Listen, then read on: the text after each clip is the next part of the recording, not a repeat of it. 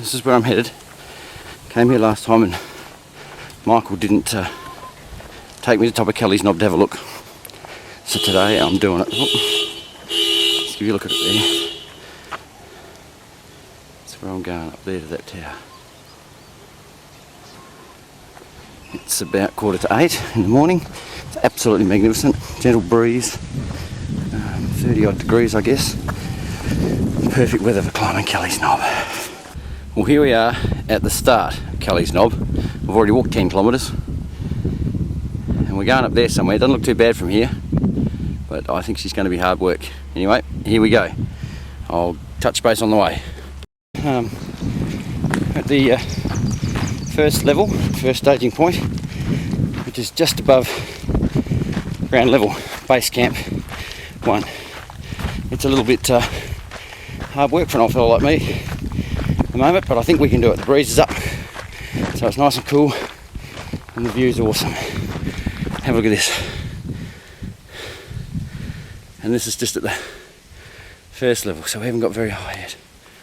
Touch base a bit later on. Alright, so we're about halfway. Just a quick breather so Frank gets breath. Frank made a big mistake.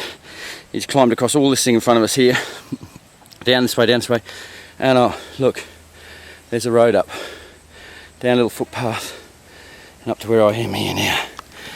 And I'll tell you what, it's been bloody hard work so far. But the old ticker feels good, and I'm determined. So I'll check in when we get a bit closer to the top. Arrivederci.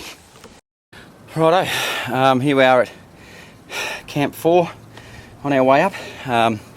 Still got a little way to go, but hopefully we've got in us to get up there. It's been bloody hard work so far, and I'm not going to admit it to Keeney, but I'm buggered. Getting my breath back now. I've actually been stopped here for about 3 or 4 minutes, just getting my breath back. It's been a fairly steady climb from where I reported in just a little while ago. But out in front of us here, nice view of Kununurra and surrounding areas. And Joe, to you and the kids, just in case I don't make it back, I love you. I love you very, very much.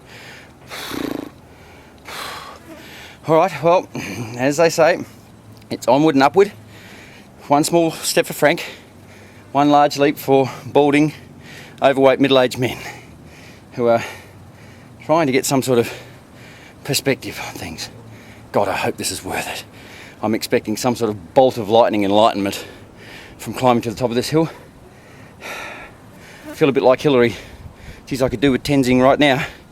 Whew. All right, talk to you shortly. Well, I've done it. I've crested the summit.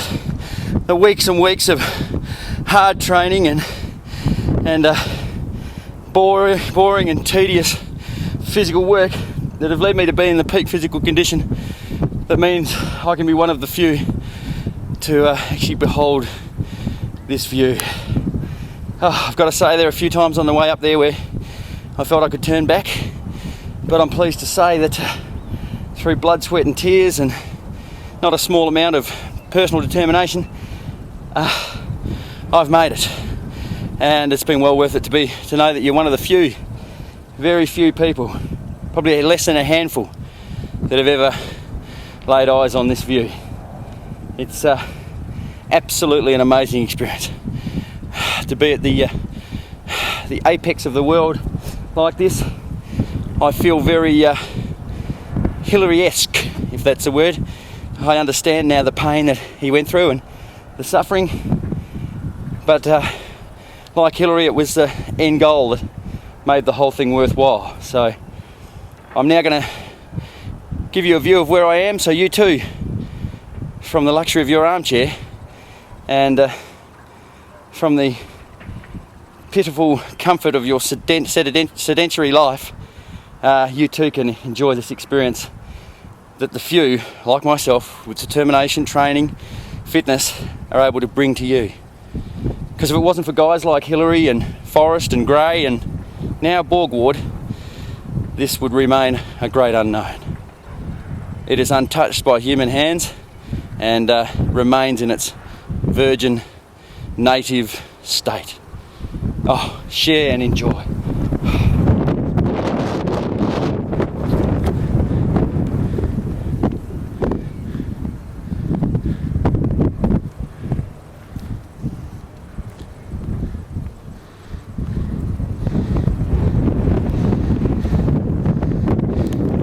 Here was base camp back in March, April. Rick and Joey camped out there with their friends Mick and Glennie as they did the first reconnaissance of this mammoth journey. Off in the distance we have the beautiful Lake Kununurra, unspoiled by any interference of humankind at all. Oh, this is a great state of nature. Well, like all good things, they must come to an end, and it's just up to me now to decide what the next great challenge will be. It'll be something that will be considered a stretch by mere mortals like yourselves, but for me it's just another step in the great thing that is the life of Frank.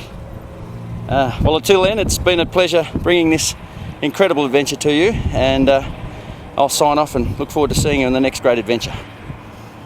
Goodbye. What is another great little Australian irony, I guess, is the way that we do our signs, and what one would first think was a direction is actually a warning. And having completed Kelly's Knob, I can tell you right now that it is very definitely a warning.